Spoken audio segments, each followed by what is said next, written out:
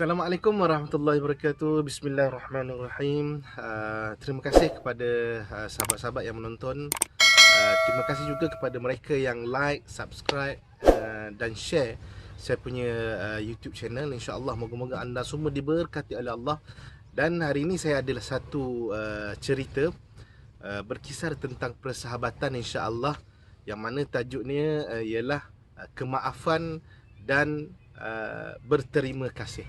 InsyaAllah moga-moga ianya memberi manfaat kepada anda semua yang menonton. Pada siapa yang belum subscribe saya punya YouTube channel, support saya dan subscribe, tekan button subscribe di bawah, insyaAllah. Moga-moga kita sama-sama dirahmati Allah. Jangan lupa tonton video ni sampai habis. Assalamualaikum warahmatullahi wabarakatuh.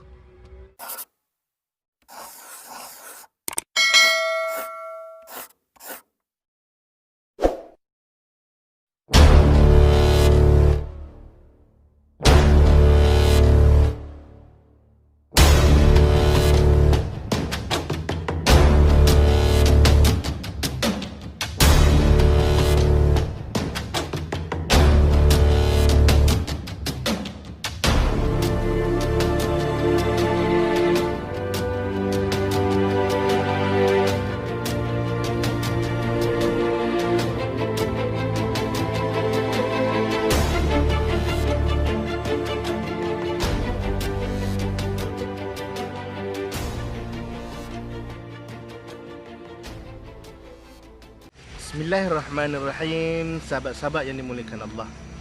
Baik, tajuk kita pada hari ini ialah kemaafan dan berterima kasih. Baik, saya nak bawa satu cerita. Cerita ni berlaku di kawasan Sahara sana. Ada dua orang sahabat yang sangat baik. Kemana saja mereka pergi, mereka berkelana, mereka mencari pengalaman, mereka bekerja, mereka pasti berdua. Sangat akrab, sangat baik. Baik.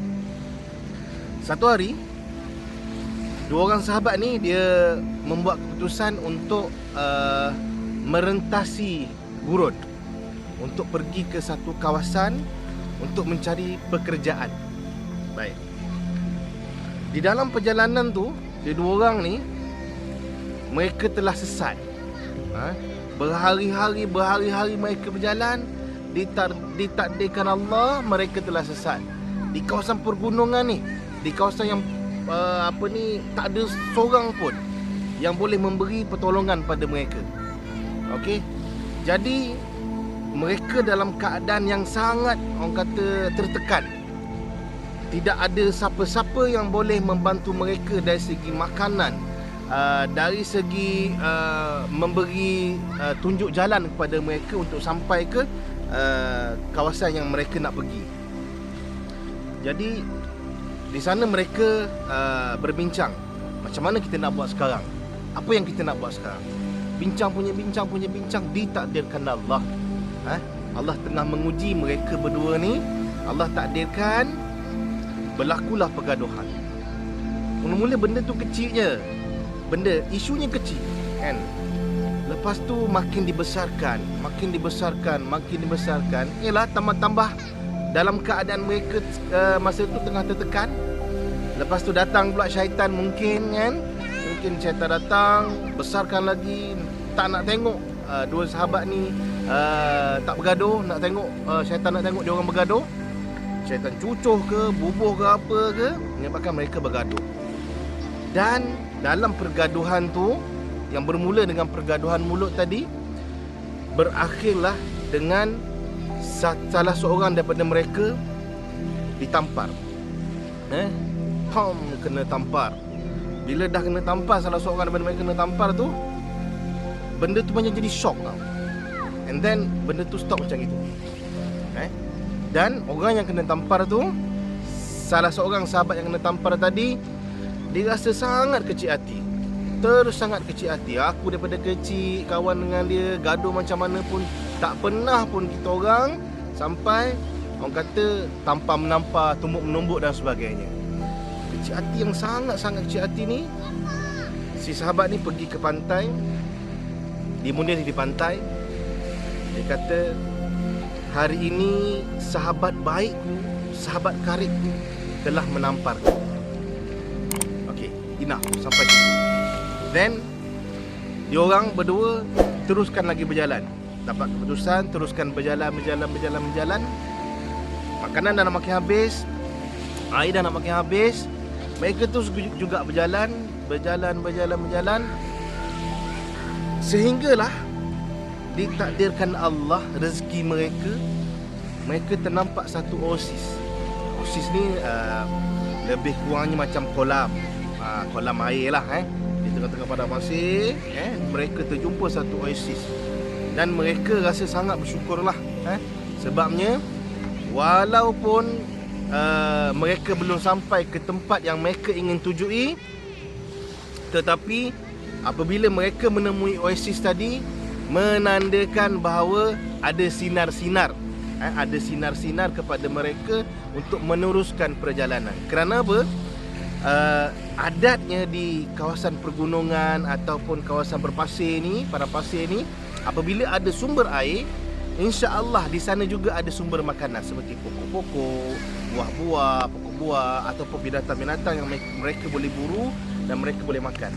So mereka dengan terujanya pergi ke oasis tadi dan mandi, minum dan mandi. Si sahabat yang kena tampar tadi pada first cerita tadi, dia kena tampar. Dengan terujanya dia terjun dalam oasis tu dan mandi. Dan dia lupa bahawa dia ni tak pandai berenang tau. Dia tak pandai langsung berenang. Oleh sebab dia lupa tadi dan dia terjun terus tadi, dia ni lemas. Dia ni lemas. Lemas memang tak boleh nak buat apalah. Dan ditakdirkan Allah juga atas ihsan sebagai seorang sahabat yang tampar dia tadi tu terjun dan selamatkan dia. Alhamdulillah. Sahabat tu dua orang tu selamat.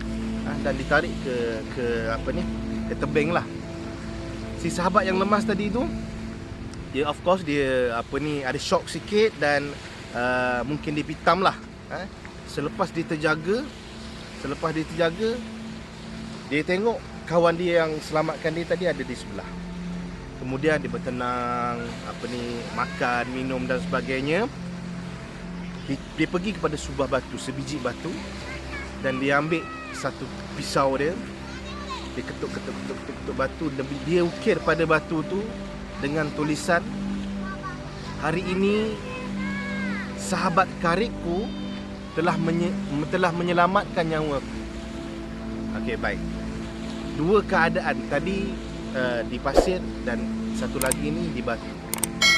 Kemudian sahabat yang seorang lagi ni yang tampar dia tu menghampirinya dan bertanya, wahai sahabatku, dulu aku ada menampar kamu, tapi kenapa kamu tulis di pasir? Dan sekarang aku menyelamatkan kamu, tapi kamu menulis di batu. Sahabat itu menjawab, aku menulis di pasir kerana aku tidak ingin menyimpan rasa tidak puas hati aku, kemarahan aku kepadamu, wahai sahabat. Kerana apa? Apabila aku tulis di pasir, kamu telah menampar aku. Apabila angin datang, angin akan menyapu tulisanku. Sekali lagi angin datang, angin akan menyapu lagi tulisanku tadi. Dan akhirnya tulisanku ataupun ketidakpuasan hatiku kepada kamu akan hilang begitu saja. Dan kenapa pula aku menulis pada batu? Kerana aku ingin mengenang sepanjang hayatku jasa dan pengorbanan serta baik yang telah engkau berikan kepada aku. Sebab tu aku menulis sahabatku telah menyelamatkan nyawa pada batu, supaya ianya kekal sebagai satu memori, ianya kekal sebagai satu tanda ikatan persahabatan yang kukuh lagi utuh di antara kita berdua. Sahabat yang dirahmati Allah, sebenarnya kisah ni sangat memberi inspirasi kepada saya apabila saya mula-mula dengar cerita ni. Saya tak ingat dah berapa lama dulu saya dengar cerita ni. Sebab tu saya menghadiri camp motivasi Saya tak ingat. Saya tak clear bila saya dapat cerita ni. Tapi lebih kurangnya macam gitulah. First time saya dengar cerita ni, Allahu Rabbi. Sebenarnya dalam hidup kita ni, aku memerlukan seorang sahabat. Aku memerlukan seorang kawan yang sangat baik, yang sangat akrab. Kerana apa? Bukan sahaja kita memerlukan adik-beradik, mak ayah, saudara mara, kita juga memerlukan seorang sahabat untuk kita berkongsi sesuatu, untuk kita menjadi lebih kuat. Allahu Akbar. Jadi saya secara peribadinya, saya bersyukur kerana Allah ada memberi beberapa orang sahabat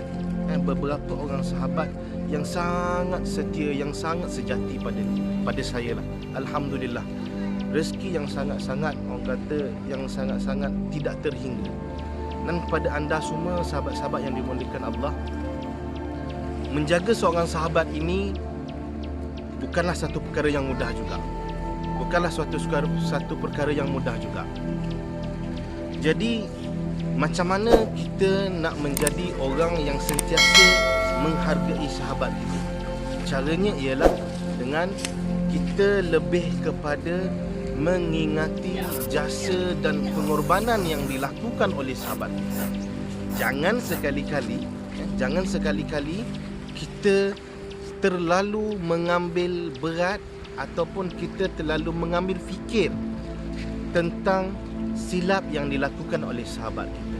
Sekiranya perkara tersebut adalah satu benda yang masih boleh dimaafkan, ignore, maafkan saja.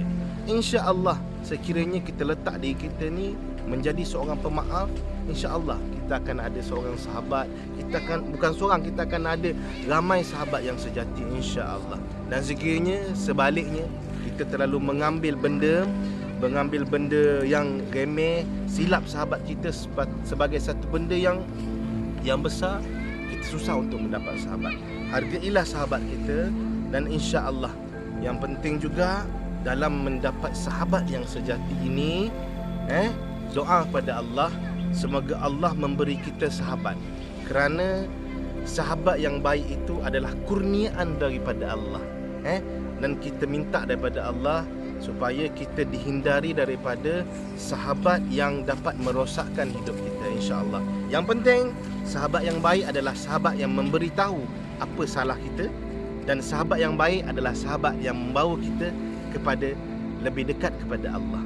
InsyaAllah sahabat-sahabat yang dimuliakan Allah, saya doakan hidup kita lebih bahagia, hidup kita lebih disayangi Allah, dan hidup kita lebih berjaya, sukses insya-Allah. Dan apa yang baik di dalam cerita saya ni sila kongsi, dan apa yang tidak baik bagi tahu saya, tegurlah saya insya-Allah.